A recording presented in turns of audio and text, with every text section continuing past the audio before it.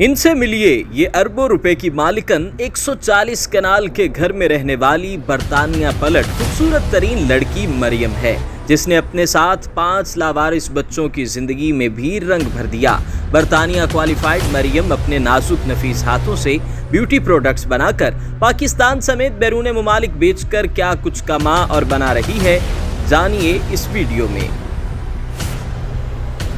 अस्सलाम वालेकुम जी, मैं हूं अरसलान आजम और आपको अपने YouTube और Facebook पेज में खुशामदीद कहता हूं। आज मैं आपको दिखाने जा रहा हूं 140 कनाल का ऐसा लेविश महल, और बल्कि आपकी मुलाकात भी करवाऊंगा। मेरे साथ जो खातून बैठी हैं ये इस महल की मलका कह लें, शहजादी कह लें, जो भी कह लें, ये शहर की हंगामा खेज ज़िंदगी से जो है वो यहाँ पे आके बस चुकी हैं। इन्होंने कुछ अरसा अपना बाहर के मुल्क भी गुजारा और अब जो है इन्होंने पाकिस्तान में रहने को तरजीह दी और ये शहर से हटके यहाँ पे बैठी हैं। और यहाँ पे इस 140 कनाल के घर में क्या क्या कुछ है और क्या क्या कुछ यहाँ से जो है ऑपरेट हो रहा है, ये तमाम तर कहानी जो है आपको हम दिखाने जा रहे हैं और इस घर की सैर भी करवाने जा रहे हैं। मेरे साथ मरियम उमर फारूक साहिबा मौजूद हैं, इनसे जानने की कोशिश करते हैं कि सबसे पहले तो मुझे ये बताइए कि इस 140 कनाल के घर में ऐसा क्या क्या कुछ है।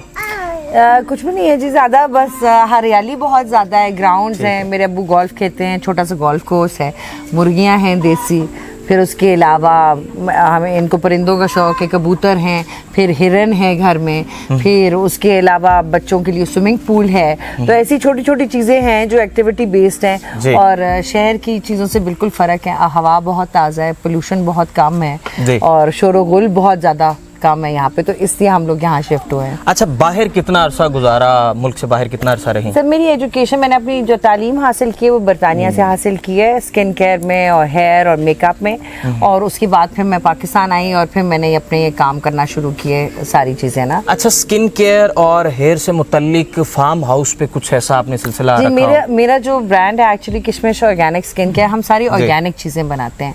तो सारी ख़वातीन जो हमारी पाकिस्तान की बहनें हैं उनके लिए हम सारी ऐसी चीज़ें बनाते हैं जो ऑर्गेनिक बेस्ड होती हैं, नेचुरल होती हैं, स्किन के लिए बहुत अच्छी होती हैं। क्योंकि जब आप दूसरी चीज़ें यूज़ करते हैं, फॉरेन चीज़ें यूज़ करते हैं, तो आपकी स्किन और टेम्परेचर के हिसाब से नहीं बनी होती। अच्छा, आपकी स्किन और आपका भी जो है ना वो खासी मुतासिर कुन है, तो अपने पे भी ये सब कुछ अप्लाई करती हैं? अपने पे ही अप्लाई करती हूँ, उसके बाद किसी और को ये रेकमेंड करती हूँ। और मेरा हमेशा हर खातून से या खवातीन से यही रिक्वेस्ट होती है कि देखिए सारी चीज़ें एक लोग मार्केटिंग कर रहे होते हैं, चीज़ें कर रहे होते हैं, लेकिन आपको इंसान की शक्ल को देखना चाहिए कि वो खुद कैसा दिखता है और वो क्या चीज़ें क्या इस्तेमाल करता होगा जो उसका ऐसा है। अच्छा, ये बच्चे आपने एक ही तरह के लिबास, इन्होंने फ्रॉक्स पहनी हैं, इन बच्चों की क्या कहानी है, ये क्या दास्तान है? एक्चुअली ये मेरे सारे बच्चे अल्लाह की तरफ से एक गिफ्ट है मेरे लिए। मेरे बच्चे मैंने सारे अडॉप्ट किए हुए हैं। तो एक एक दिन की मेरे पास आई थी डिफरेंट चैनल्स के थ्रू, जिस तरह पंजाब चाइल्ड केयर ब्यूरो हो गया, ईडी सेंटर हो गया।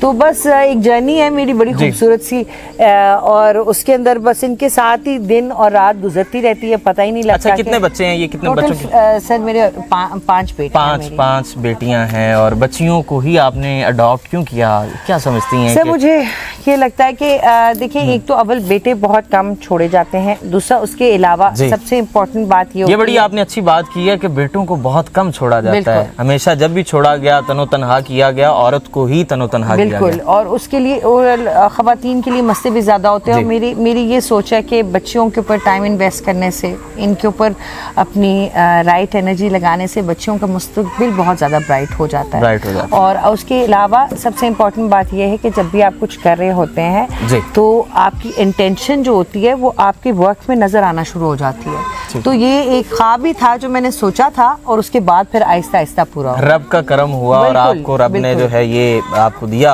कि आपके पास आपने इन बच्चियों को जो है इतना खूबसूरत माहौल दिया।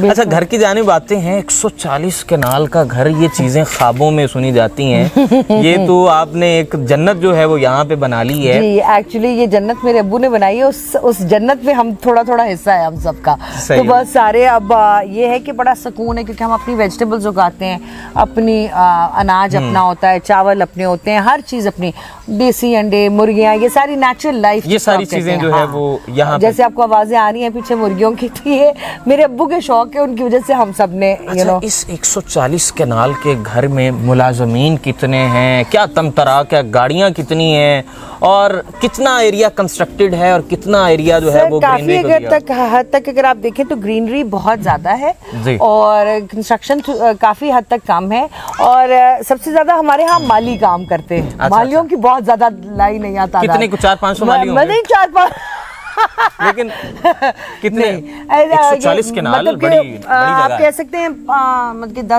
10-12 तो है माली जो काम करते हैं। माली तो काम कर रहे हैं। उनकी शिफ्ट्स होती हैं डिफरेंट जगहों पे, उस समय फिर वो काम करते हैं। अच्छा, मैंने यहाँ पे देखा एक तरह का चिड़िया घर बना हुआ है, तो जानवरों का शौक ज्यादा किसे है? आपको है, आपके वालिद साहब को है? कौन ज्यादा? मेरे वालिद साहब को है। मुझे तो जो कुत्ते बिल्लियों का शौक है वो मैं रखती हूँ, लेकिन मेरे अब्बू को शौक है मुर्गियों का, हिरन का, कबूतरों का, इस किस्म की चीजें। तो उन्होंने बड़े शौक से अपने बड़े प्यार से रखे हुए यहाँ चीजें ना।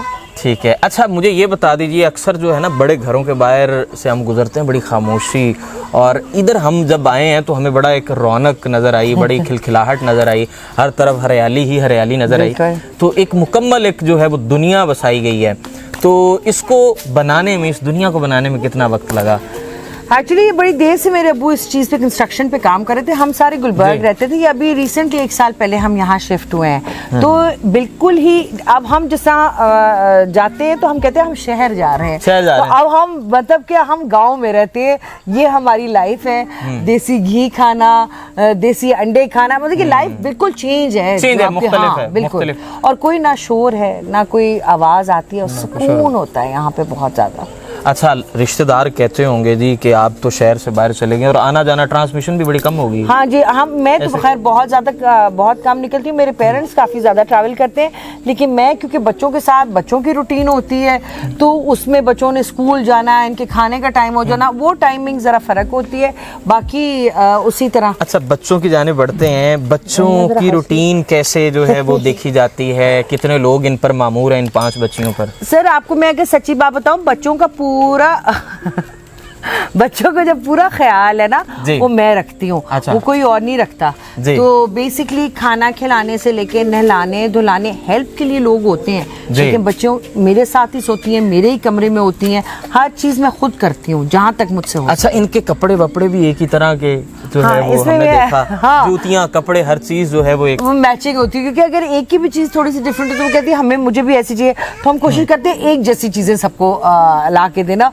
और एक जगह पे खुश भी बड़ा होती है कि हमारा एक वो है कलर कॉम्बिनेशन है। अच्छा, क्या प्लानिंग्स मुस्तकबिल में, क्या प्लानिंग्स की हुई हैं इन बच्चियों को लेकर, जो है क्या देखती हैं? बस सर ये है कि अच्छे इंसान बने, क्योंकि सबसे इम्पोर्टेंट बात यह है कि इंसान, देखें, तालीम सारी चीज़ें आप हासिल कर लेते हैं किसी भी तरह, लेकिन सबसे इम्पोर्टेंट बात यह है कि बच्चियों का मुस्तकबिल ऐसे बनता है, जितनी उनकी तरबियत अच्छी की जाती है, जितनी उनके अंदर अपनाहियत डाली जाती है, यही उनको आगे तक लेके जाती है। अच्छा, इतने बड़े घर में एक जगह से दूसरी जगह जाने के लिए क्या कोई कन्वेंस भी रखी हुई है, या नहीं जी, हम या सिर्फ पैदल ही वॉक करती हैं? 140 कनाल जो है वो रोज चलती हैं, या दिन का आगाज कैसे? नहीं, ऐसा है कि जैसा मेरा घर अलग है और मेरे फादर का घर अलग है, तो वहाँ से वॉक करते हुए कोई 5 मिनट की वॉक है, फिर आगे मेरी बहन का घर है, वो आगे 10 मिनट की वॉक है। अच्छा, इस पूरे घर में कितने अफराद रहते हैं, कितनी फैमिलीज कितनी रह रही हैं, ये भी जरा नाज़रीन जानना चाहेंगे। एक बहना भी शिफ्ट हुई हैं, और एक मैं हूँ, और फिर मेरे पेरेंट्स हैं। अच्छा, मेरी बाकी की बहनें भी आएंगी, लेकिन वो अपनी अपनी जिंदगियों में बिजी होती हैं चीज़ों में,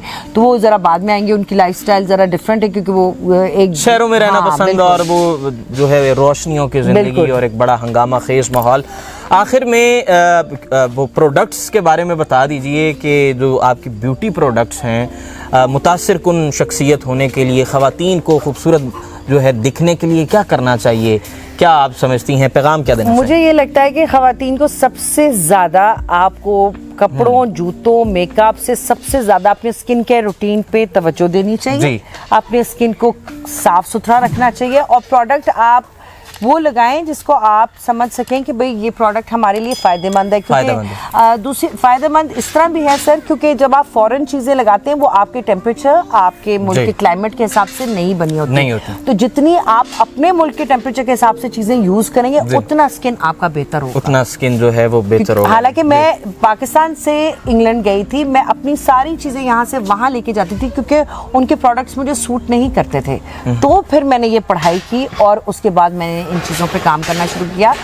तो ये फ़ायदा होता है कि आपका स्किन एक्चुअली टेम्परेचर और उसके हिसाब से बना होता है। टेम्परेचर और उसके हिसाब से बना होता है जी। मरियम साहिबा हमारे साथ मौजूद थी, इनके घर की सैर भी करवाई हमने आपको, इनसे हमने बातें भी की और इसके साथ साथ जो है हमने इनसे ये भी जानने की कोशिश की कि मुतासिर कुन जो है वो कैसे दिखना है, खूबसूरत कैसे दिखा जाए, और ख़वातीन के लिए इन्होंने यहाँ पे पैगाम भी दिया है। मज़ीद इसी तरह की स्टोरीज लेकर आपकी खिदमत में हाजिर होते रहेंगे। अपने मेज़बान अरसलान आज़म को इजाज़त दीजिए। अल्लाह निगहबान।